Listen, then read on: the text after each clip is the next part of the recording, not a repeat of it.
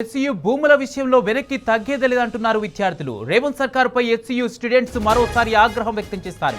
నెల రోజులుగా ఆందోళన చేస్తున్న ఏ మంత్రి కూడా పట్టించుకోలేదని ఫైర్ అయ్యారు.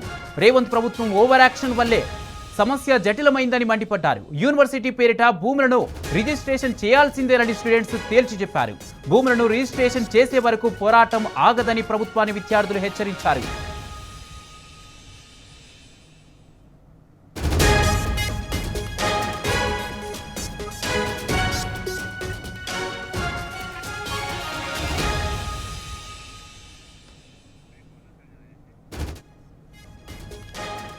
హెచ్సియు భూముల విషయంలో వెనక్కి తగ్గేదేలేదంటున్నారు విద్యార్థులు. రేవంత్ సర్కారుపై హెచ్సియు స్టూడెంట్స్ మరోసారి ఆగ్రహం వ్యక్తం చేస్తారు.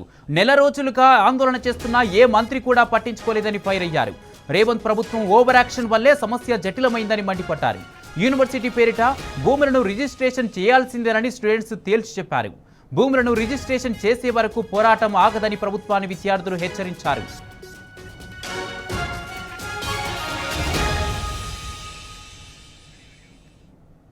హెచ్సియు విద్యార్థుల పోరాటంపై మరిన్ని వివరాలను ప్రతినిధి శ్రీధర్ అందిస్తారు. శ్రీధర్, చెప్పండి, హెచ్సియు విద్యార్థుల పోరాటంపై మీ దగ్గర ఉన్న అప్డేట్స్ ఏంటి?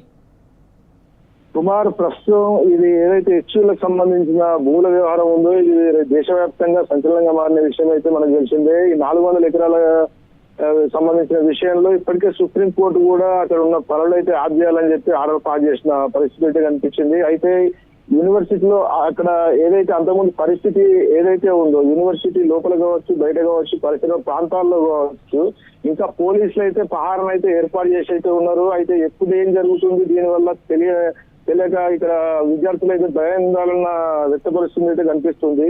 మరోవైపు ప్రభుత్వం తమజాంటున్న 400 ఎకరాల భూమి ఏదైతే ఉందో అది హెచ్సియుకి సంబంధించింది కాబట్టి దానిని ఖచ్చితంగా యూనివర్సిటీ పేరు మీద రిజిస్టర్ చేయాలని అయితే విద్యార్థులు ప్రభుత్వాన్ని డిమాండ్ చేస్తున్న పరిస్థితి ఇక్కడ కనిపిస్తుంది. అదేవిధంగా హెచ్సియు వీసీ కానీ ఇప్పటి వరకు రిజిస్టర్ కానీ విద్యార్థులు ఎంత నిరసన చేస్తున్నా కూడా మాకు మద్దతు అయితే వాళ్ళు తెలపట్లేదు ఇప్పటి వరకు. ఇప్పుడన్నా విద్యార్థులకు వీసీ కానీ అటు రిజిస్టర్ కానీ మద్దతు తెలపాలి. ఒకవేళ ఈ మద్దతు తెలపకపోతే వీసీ కావచ్చు అటు రిజిస్టర్ ఆఫీసులను కూడా మేము ముట్టడిస్తామని చెప్పి ఇప్పుడు విద్యార్థులు అయితే చెప్తున్నారు. మరోవైపు ఇప్పుడు ఏదైతే ఇది ఇష్యూ కోర్టులో ఉందో దీని తరఫున ఇప్పుడు ఇది హెచ్సియుకి సంబంధించిన వీసీ కావచ్చు, రిజిస్టర్ కావచ్చు, హైకోర్టులో, సుప్రీంకోర్టులో తమ వాదనను కూడా వినిపించాలని చెప్పి అయితే ఇక్కడ విద్యార్థులు డిమాండ్ చేస్తున్నారు. మరోవైపు ఇప్పుడు ఎప్పుడైతే నిరసనలు తెలిసిన సందర్భంగా హెచ్సియు వైపు అయితే ఇంతవరకు మంత్రులు అయితే మా దగ్గర రాలేదు, మా వైపు కూడా చూడలేదు.